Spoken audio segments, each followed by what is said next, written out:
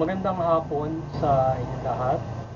Ito po si Herbert Curia, author, promoter ng The Bible Evangelization. Kakibat ang ating pananalig sa ating banal na Panginoon Diyos, banal na Panginoon sa Kristo, at gabayan ng kaliwanagan ni Maria, ay ating po'y binabahagi sa inyo sa linggong ito, ang mensahe ng ating banal na Panginoon Diyos. Ang tema ng mensahe ng ating banal na Panginoon Diyos ay ipanalig sa Diyos at Kristo Jesus ang lahat ng bagay mula ating suliranin. Babasahin ko po sa inyo mga mensaheng ito mula po doon sa Bagong Tipan o mabuting balita ng pag-aari ng ating banal na Panginoon Diyos sa pamamagitan ng banal na Panginoon sa Kristo. At ayon po dito kay Apostol San Mateo Kabanata 20, 30 hanggang 32 po yung mensahe. May dalawa namang bulag na kaupo sa tabi ng daan. Nang marinig nila dumaraan si Jesus, sila ay nagtisigaw, "Anak ni David, mano sa amin." Tumigil si Jesus, tinawag sila at tinanong, "Ano ang ibig ninyong gawin ko sa inyo?" Sumagot sila, "Panginoon, luuin po ninyong makakita kami." Naawa si Jesus at tinipo ang kanilang mga mata. Agad kita at sumunod sa kanya. Pagpatuloy po natin sa kay Apostol San Mateo, Kabanata 21, talatang 21 hanggang 22. Ito po ang mensahe. Sumagot si Jesus, "Tandaan ninyo ito, kung nananalig kayo sa Diyos nag-aalinlangan, magagawa rin ninyo ang ginawa ko sa puno ng igos na ito. Hindi lamang yan, kung ibig ninyo sa bundok na ito, umalis ka riyan, tumalon ka sa dagat, mangyayari ang inyong sinasabi. At anumang hingin ninyo sa panalangin, gawin ninyo kung nananalig kayo." Pagpatuloy po natin sa kay Apostol San Juan, Kabanata 14, talatang 1. Anumang hilingin ninyo sa Ama sa aking pangalan ay gagawin ko upang maparangalan ng Ama sa anak. Gagawin ko anumang hilingin ninyo sa pangalan ko. Ipagpatuloy po natin sa mga taga-Roma Kabanata 10, talatang 11. Sinasabi sa kasulatan, hindi mabibigo ang sino mang nananalig sa kanya. Ito po yung mga salita o mensahe niya sa luong ito. Maraming salamat sa ating banal na Panginoon Diyos at ngayon ay ipaliliwanag ko po sa inyo yung mga mensaheng ito.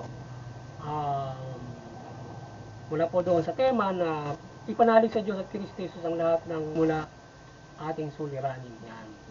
Ngayon nais pong ibabatid sa atin ng ating banal na Panginoon Diyos na tayo ay magkaroon ng malaking pananalig o lubos na pananampalataya sa Kanya mula sa anak o sa Panginoon sa Kristo na upang niya sa atin yung ating mga kahilingan, mga pangangailangan at paggabay niya sa atin sa pamumuhay na ito.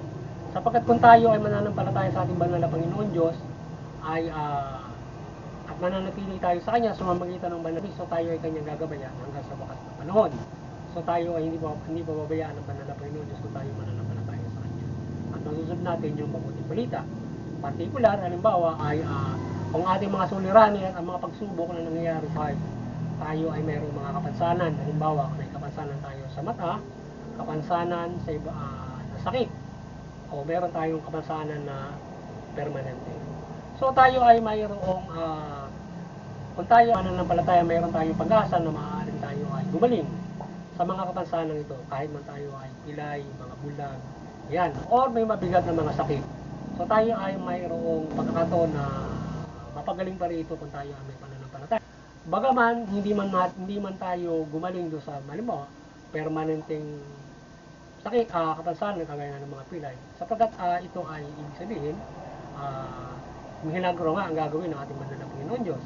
So hindi ito basta kaya ng medisina, halimbawa, o ito inaayawan na ng medisina, wala nang lunas.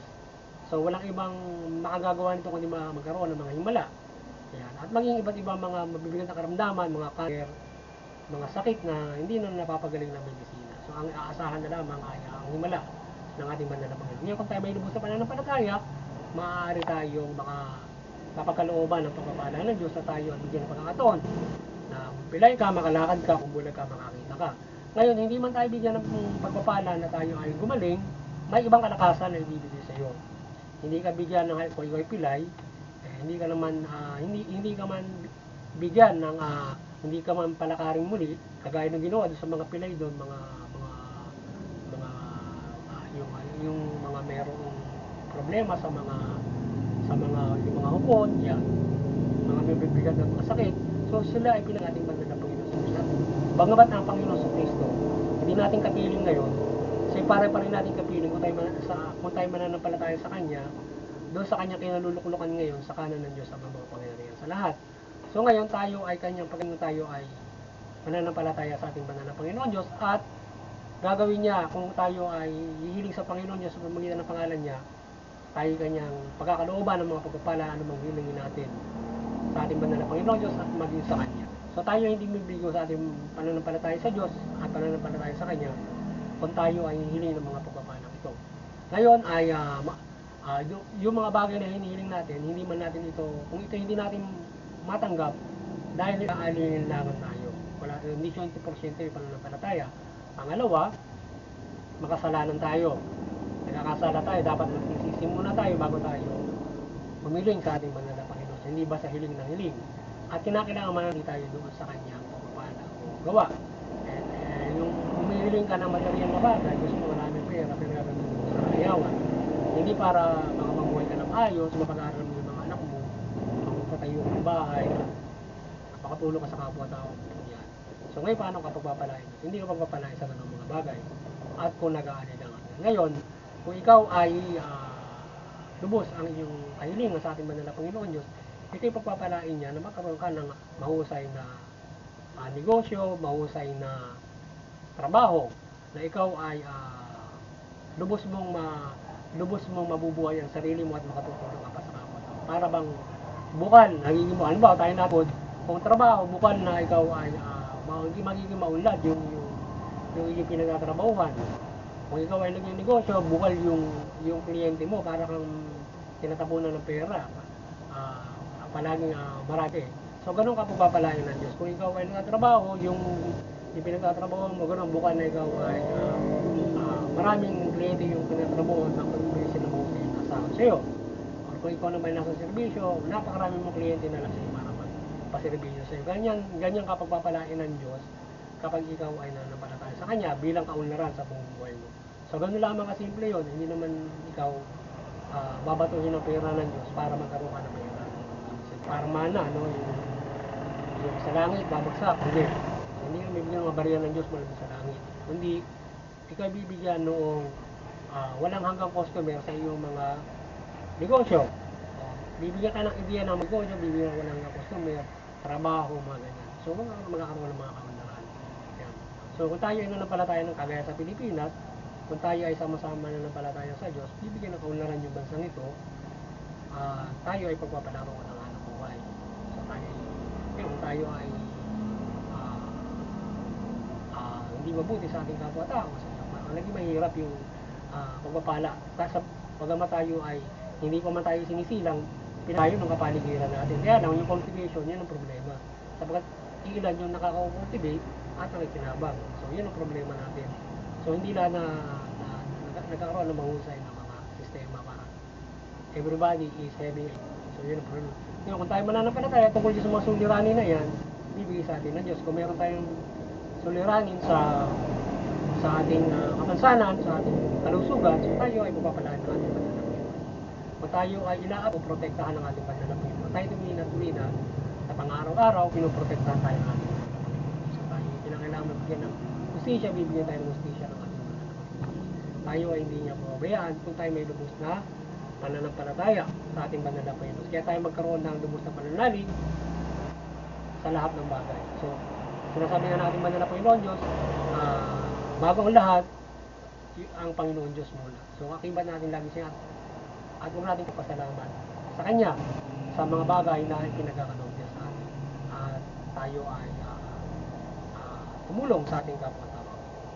Pasasalamat natin sa ating banal na Panginoon Diyos at bilang ng palataya na tayo ay makatulong sa ating mga kapwa. So, ganyan tayo makapamumuhay sa ating, ganyan tayo dapat mananampalataya. So, tayo ay mamuhay ayon sa mabuting balita at iba lahat ng ating mga kahilingan sa ating banal na Panginoon.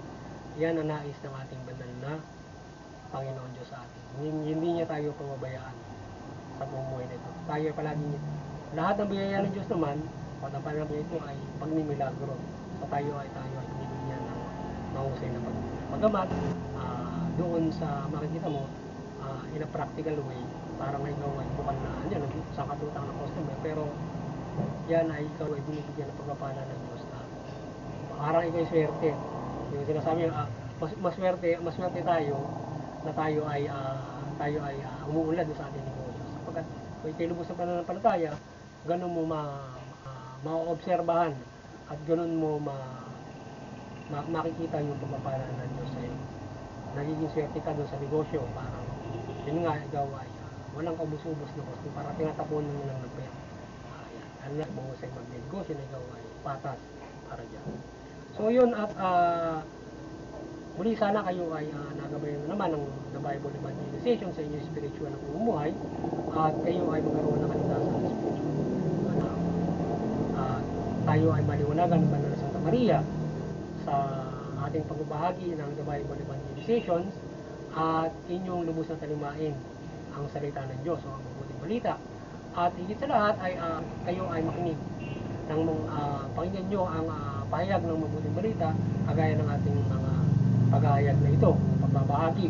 So higit ninyo pakinggan ito upang kayo magabayan sa inyong kaligtasang spiritual at kung tayo samahan ba ng lalo na natin itong higit na